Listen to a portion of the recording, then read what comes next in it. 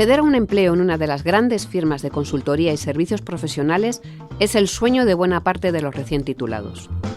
En Trabajo y Más recibimos a los máximos responsables de personas de PwC, KPMG, Deloitte e EY. Con ellos vamos a ver qué perfiles demandan, cómo superar el proceso de selección y qué sueldo y qué condiciones laborales ofrecen a los juniors. Soy Montse Mateos y vamos a hablar con Lucía Jacuetot, directora de Recursos Humanos de EY. Hola Lucía, ¿qué tal estás? Bienvenida. Muy buenos días, Montse, ¿qué tal? Lucía es licenciada en Pedagogía y ha desarrollado toda su carrera en el ámbito de recursos humanos, los últimos 14 en EY. Vamos a hablar con ella de eso, de hacer carrera en una de las grandes consultoras, una Big Four junto a PwC, KPMG y Deloitte. Pero ahora vamos a hablar de EY. ¿Cuántos recién titulados se incorporan a EY cada año, Lucía? Nosotros en EY tenemos una media de incorporaciones en torno a los 1.200 titulados a lo largo de todo el ejercicio. Si bien es cierto que tenemos diferentes momentos de incorporación, ¿no? También nos gusta mucho esa incorporación masiva, que la gente vaya con esa promoción, ¿no? Queremos un poco ser el vínculo y la continuidad de esa carrera universitaria en la que tú tienes tu promoción, tienes tus amigos de promoción, tus viajes, ese engagement que generas durante la universidad, que lo puedas continuar, ¿no? En los primeros ejercicios o en los primeros años de la firma, ¿no? Entonces, tenemos diferentes momentos de incorporación, sobre todo centrándonos en el mes de septiembre, donde les damos luego una súper bienvenida a la firma, donde intentamos que esa súper bienvenida vaya enfocada muy a temas experienciales, ¿no? No tanto a conocimiento puro técnico de la organización, sino, a conocerse entre esos profesionales que se incorporan todos a la vez a lo largo del mes de septiembre en los diferentes negocios, ¿no? O sea, podemos decir que el punto de inflexión para postularse y trabajar en EY sería septiembre, o cuándo tienen que empezar a enviar currículums o empezar a contactar con vosotros para poder acceder en ese mes.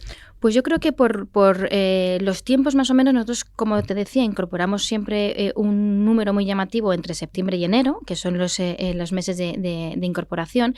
Si bien es cierto que esa currícula que nos llega tiene que ser, bueno, pues a partir de los foros de empleo, que normalmente el pistoletazo de salida es aquí en Madrid, con una universidad pública, a lo largo de la primera semana del mes de octubre, ahí empieza el pistoletazo de salida en cuanto a cómo vamos asistiendo a todos los foros universitarios, cómo vamos dando sesiones de formación, sesiones de cómo afrontar un proceso de selección ya no solo en Madrid, sino en ámbito nacional. Y ahí es donde empiezan los procesos, ¿no? Con lo cual aproximadamente podríamos decir que la gente que se incorpora en septiembre, normalmente para Semana Santa anterior, el año antes, ya tienen las ofertas de trabajo cerradas y confirmadas por nuestra parte para entrar en septiembre, ¿no? A lo que yo siempre les digo, este es tu verano, o sea, terminas la universidad sabiendo que en septiembre te incorporas en una organización con un contrato laboral, ¿no? Con lo cual disfruta, que es el último verano de 2 meses largos de vacaciones. En esos 1.200, ¿contabilizas también los becarios o los becarios van aparte, Lucía? Nosotros ahí en esos 1.200 estoy contabilizando los becarios que consolidan con nosotros, ¿vale? O sea, nosotros el objetivo de una persona que se incorpora de prácticas en la organización es que tenga la oportunidad de ver dentro de su ámbito qué es lo que haces, ¿no? En el mundo profesional. Y para nosotros todos aquellos que están en último año de grado o están realizando los másteres o las FP duales tengan la oportunidad de incorporarse dentro de la firma. Nosotros el ratio de ese número de profesionales que se queda con nosotros está en torno al 95%. Todos aquellos becarios que no se quedan dentro de la organización normalmente suele ser o por razones personales, porque quieren cambiar y virar su mundo y quieren dar un cambio y un giro a su carrera profesional, o porque están en segundo o tercero de carrera y les queda todavía años universitarios o de máster, ¿no?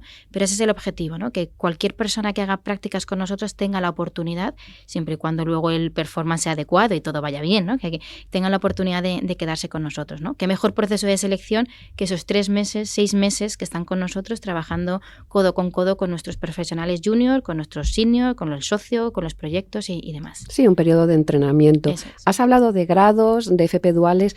¿Hay un perfil más demandado? Es decir, ¿hay una persona con una titulación específica que sea el más demandado por EY? Dinos un poco cuál es ese dibujo de ese candidato ideal. Bueno, nosotros a nivel de perfiles, quizá los más demandados a día de hoy son los perfiles STEM, ¿no? Yo creo que no es una cosa que demande EY, sino que demanda el mercado laboral. A día de hoy, el número de egresados en carreras STEM y gente que termina la universidad, pues no cumple la demanda, ¿no? que nosotros a nivel de las organizaciones tenemos con el boom de la tecnología, el data science, la gestión del dato, todo lo que tenga que ver con ciberseguridad y demás.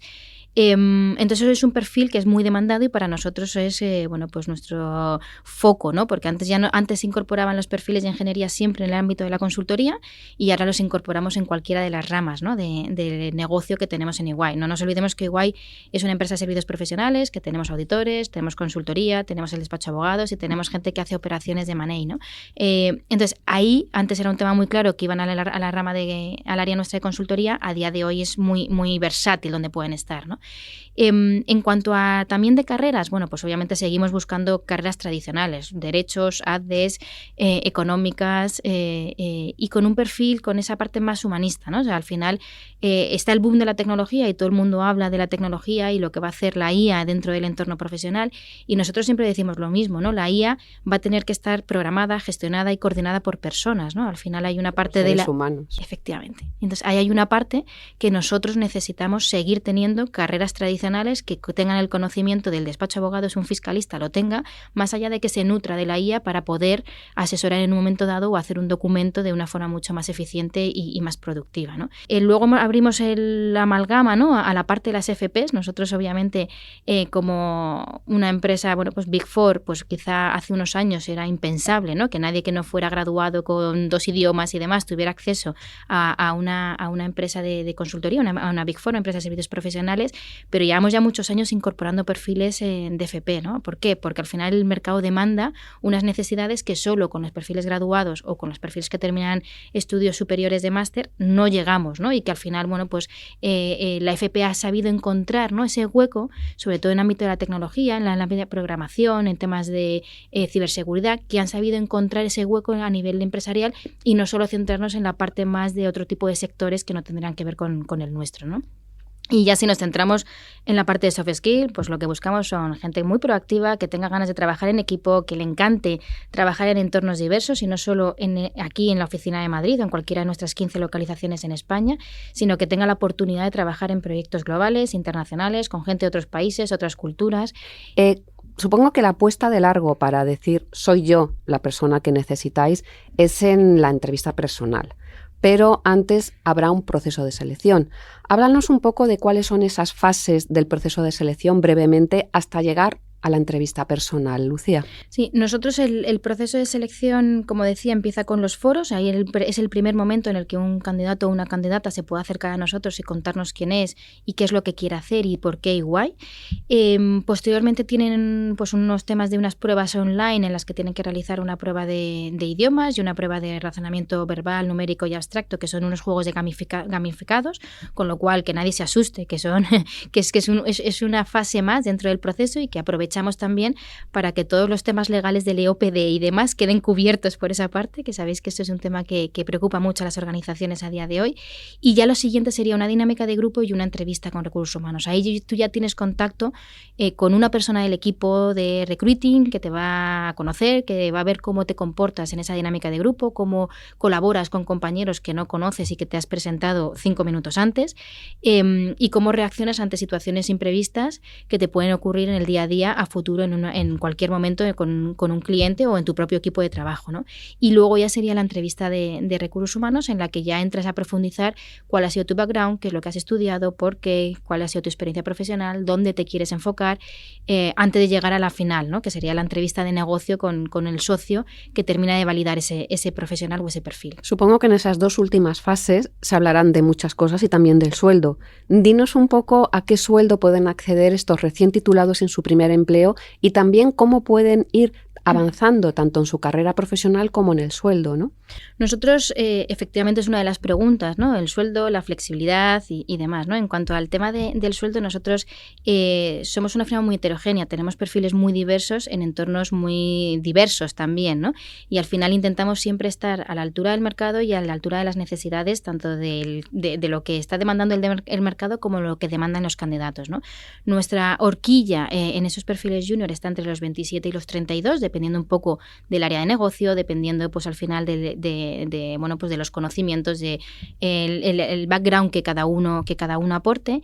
Y es una de las preguntas, efectivamente, que salen junto con el tema de flexibilidad, ¿no? Como te anunciaba antes, el tema de flexibilidad yo creo que es un tema que antes daba vergüenza preguntarlo, ¿no? Probablemente hace unos años... Sí, cierto pudor, ¿no? Exactamente. El horario, la flexibilidad y demás era un tema como, oye, eso no lo preguntas en la primera entrevista, ya te llegará, ¿no? Nosotros ese modelo está basado en la confianza al profesional. Lo que prima es que el cliente y el equipo esté el cliente atendido, contento por el desarrollo del equipo y que el equipo esté cohesionado. Nosotros no tenemos un control de, oye, tienes que estar tantos días aquí, tantos días en tu domicilio y tantos días en la oficina del cliente, sino que hablamos de ecosistemas. Tenemos 3 ecosistemas para poder trabajar: tu domicilio, la oficina del cliente y la oficina de EY. Y eso lo que te permite es que tú, en base a tus necesidades personales, teniendo claro cuáles son las necesidades del cliente, puedas organizarte y puedas decir, oye, pues a lo mejor yo estoy esta mañana aquí, pero por la tarde tengo un tema personal y prefiero estar desde mi domicilio, o al contrario, estoy todo el día en la oficina del cliente y luego hay 2 días que me quedo en mi domicilio. Esas son decisiones personales en las que no entra más que la gestión micro, por así decirlo, del equipo y del proyecto. Supongo que viernes por las tardes libre, ¿no? Efectivamente. Es algo con lo que arrastráis casi todas las Big Four, en el buen sentido de la palabra, ¿no? Efectivamente, eso yo creo que eso no se puede cambiar, eso ya lleva existiendo muchos años. Los viernes a las 3 como tarde se cierra, con lo cual el fin de semana siempre cunde un poquito más, cuando tienes media tarde, ¿no? Pues sí, además de verdad. Otra de las cosas que es muy clásica y básica dentro de vuestras organizaciones es la formación. Además hacéis mucho hincapié en ella como imán para atraer a los mejores candidatos. Dinos un poco cómo es ese proceso de formación y quién hace el seguimiento y evaluación de cada una de las personas que se incorporan en EY, sobre todo obedeciendo a ese desarrollo de carrera que vosotros vendéis. O sea, al final, quien me conoce desde hace muchos años sabe que siempre pongo el mismo ejemplo, ¿no? Al final, nosotros no vendemos nada que sea tangible. Lo que vendemos es el asesoramiento a nuestros clientes en los proyectos, con lo cual ese asesoramiento tiene que ser el mejor, el más actualizado a nivel técnico, el que pueda dar mejor servicio al cliente, ¿no? Con lo cual la formación es un pilar fundamental dentro de EY. Nosotros tenemos ese ecosistema que se llama EY University, que es nuestra universidad corporativa, en la que enfocamos o damos cabida, ¿no?, a tanto formaciones técnicas dependiendo de la línea de negocio, dependiendo del equipo. Tenemos idiomas, tenemos la formación técnica con otros países. O sea, al final intentamos cubrir de una forma muy holística todos los temas de formación, por lo mismo, ¿no? Porque al final necesitamos que ese profesional que se está sentando delante de un cliente sea el que mejor está preparado, el que tiene el conocimiento técnico que necesita escuchar a ese cliente, que le puede dar la solución a su problema, ¿no? Ese seguimiento de la formación, nosotros dentro de los objetivos anuales de todos los profesionales tienes que tener unos créditos de formación que tienes que cubrir todos los años, como los créditos universitarios, pues igual. Y luego además, bueno, pues intentamos que ese counselor que se te asigna cuando tú te incorporas a la firma en cualquiera de las categorías profesionales, seas junior, seas senior, seas manager, seas senior manager o incluso seas socio, tú siempre tienes a alguien que sea tu mentor o tu counselor, ¿no? Alguien que tiene en torno a unos 6-7 años de experiencia profesional más que tú y que te va a guiar, ¿no?, tanto en el desarrollo profesional que tienes dentro de la organización como en identificar cuáles son esas áreas de mejora o cuáles son esos puntos más débiles tuyos que tienes que potenciar para seguir creciendo dentro de la organización, ¿no? Nosotros ahora nos encontramos enmarcados en nuestro nuevo proyecto estratégico que se llama EY Revolution. EY Revolution tiene 4 pilares, pero hay uno de ellos que es talento, ¿no? Tenemos la suerte de que el management en la firma son fieles convencidos de que el talento es fundamental. Estamos dentro del comité de dirección, tenemos la oportunidad, ¿no?, de trasladar todos los mensajes y las necesidades que tenemos, y dentro de ese plan Revolution, una de las áreas, ¿no?, era esa parte de desarrollo de carrera, ¿no? Nosotros queremos, y volviendo un poco a los perfiles que incorporábamos en la casa, nosotros queremos dejar de ser solo exclusivamente una empresa que se nos vea como empresa de servicios profesionales, donde, como decía antes, lo tradicional era tener un grado, un máster y unos idiomas, ¿no? Al final nosotros necesitamos a día de hoy y queremos ser una empresa diversa donde tengamos cabida a todos, y a día de hoy ya no solo competimos con las Big Four que tú has comentado antes o con las empresas de consultoría, competimos con el mercado laboral, ¿no? Entonces necesitamos tener una estructura de carrera profesional muy flexible que pueda dar cabida al que quiere llegar a ser socio y que tiene clarísimo que su futuro dentro de unos años es ser socio de una organización como la nuestra, al que es un perfil más técnico que lo que quiere es seguir programando y que ve en EY el sitio perfecto para poder seguir trabajando, ¿no? Entonces hemos flexibilizado mucho esa estructura de carrera profesional, ¿no? Y con esa flexibilidad entran todos los planes de formación y los planes de desarrollo.